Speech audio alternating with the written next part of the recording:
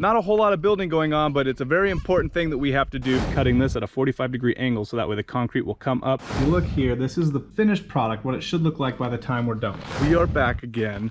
Look down here, we've got that hole that we had to cut so that way we have that concrete footer in. This is a laser level, and what it's doing is sending around a laser.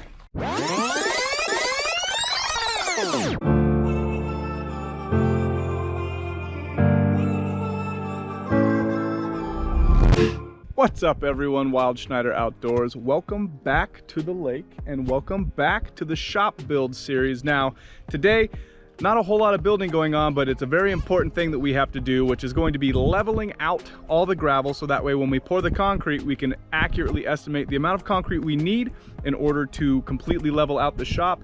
And then it'll also help us from having to buy more or less concrete depending upon, you know, where everything is set level. So we're gonna go up, we're gonna level everything out, we're gonna add more gravel, make sure it's all good to go for when they bring in the concrete, and then it's time to start building those walls. Let's get at it.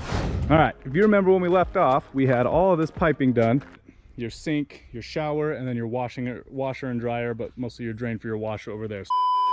And ready for inspection. You can see there's a green sticker on that guy there, orange sticker on that guy there, which means we passed. So everything passed. We ended up covering this back up with gravel. And now what we're doing today, like I said, is we are going to be using the laser level here, going through and making sure that this is all level within a 1/4 inch or so. But we've got to have 6 inches here because we're going to add 2 inches of foam plus rebar and then the concrete, and then we have a slope to help drain off water should any water get in the shop down here. So we're going to have to mark out every 4 feet. We're going to add 1 inch so that way we get a good slope. Then we'll make sure it's all level, all screed out, so that way when they pour the concrete, we won't have to worry about having more or less concrete depending upon how level it is or isn't.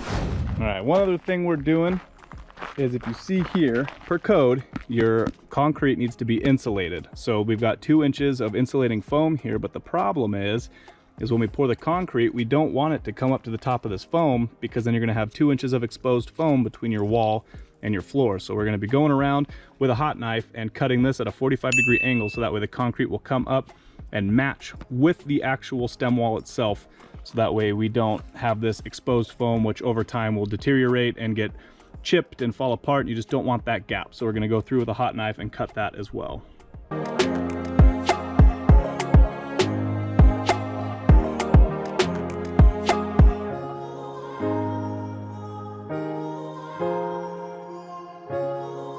All right, if you've never seen one of these before, this is a laser level, and what it's doing is sending around a laser in a straight line. It self-leveled itself. We've got this piece right here set up so that way we know what level is, and we are shooting the laser through here to make sure that the floor itself is level. I'll show you an example here if I can get it to beep at us.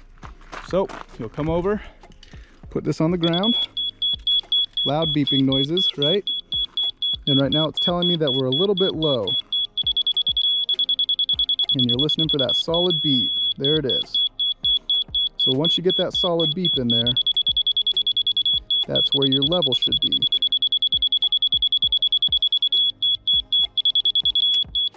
So once you have that solid beep, that means you are in fact level, and that is exactly where you want to be. And then down here, we had to mark out every 4 feet because our slope is a 1/4 inch per foot. We marked out 4 feet, hard to see, but you look across and you've got these chalk lines. Now every 4 feet, what we're gonna have to do is we're gonna have to raise this up 1 inch. So that way we know we've got the correct slope it down, so that way we can get that water runoff from the garage itself out to the French drain.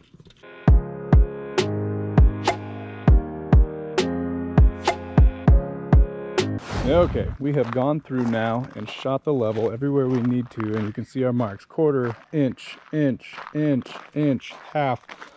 That's high, that's half low, half, 1, right? So we went through and we marked every spot, so that gives us kind of a picture that we can work with to see where we're high, where we're low, how we need to scree this out so that way we can get it all level. And the reason is we need it level because once we put that foam in here, that's it.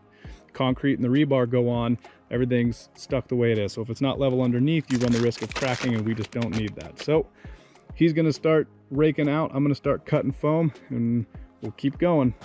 Okay, probably hard to hear, but what we're doing now is we're cutting off at a 45-degree angle this foam, so that way when we pour the concrete, like I said, we're not going to be butted up all the way against the wall.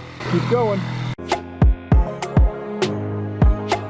Okay, now that we got the foam cut, if you look here, this is the finished product, what it should look like by the time we're done with it, right? So coming out here to the plans, if you look on the foundation plan right here, we've got the stem walls up, so that's what those are.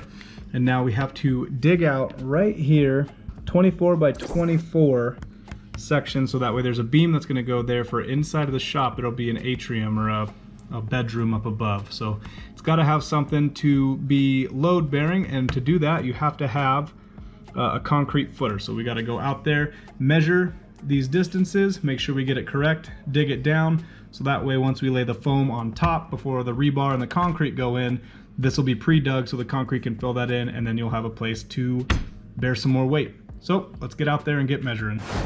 Okay, so we're gonna start cleaning up. I don't know if you can see behind me here, but that's a big old storm. Listen for it. Might be able to hear the thunder. Anyways, we got a storm rolling in, and then it's gonna be time for dinner. So we're gonna clean up here and we're gonna pick back up tomorrow. So the video's not over. We're gonna pick back up tomorrow, where we're gonna cut out that center beam or the spot for the concrete footer to go, and then we're gonna come in with our foam. So stay tuned.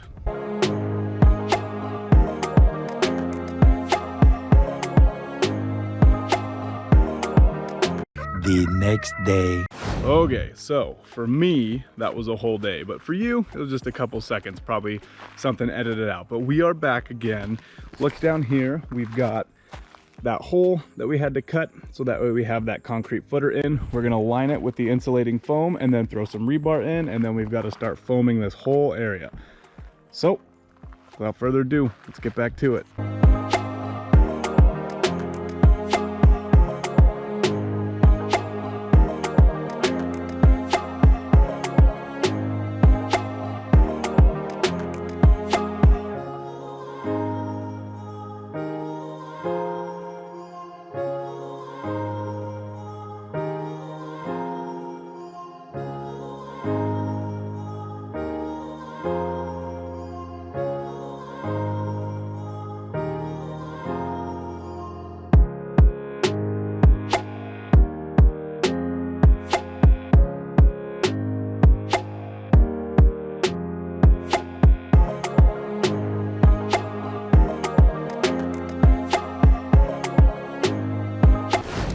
We've got it all foamed in through here now. There is the 2 foot by 4 foot section for the concrete footer, and then all the way through here. All that's left to do now is to tape line or put some string lines out so we can throw the rebar in. Once the rebar's in, all we gotta do is bring in the concrete.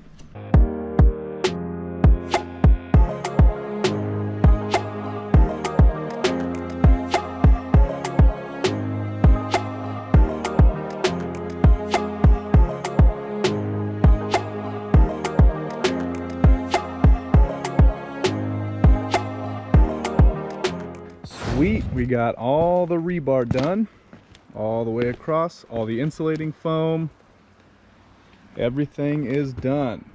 All that's left now is for the concrete to come. Once they pour the concrete, walls are going up. So I appreciate you guys hanging out with us today. Thanks so much. It was a long, hot 2 days working in the sun, but if you haven't already, consider hitting that subscribe button down below. Turn that bell notification on so that way you never miss a video. And check us out on Facebook and Instagram. We post more there than we do on our actual YouTube channel, so go check us out there.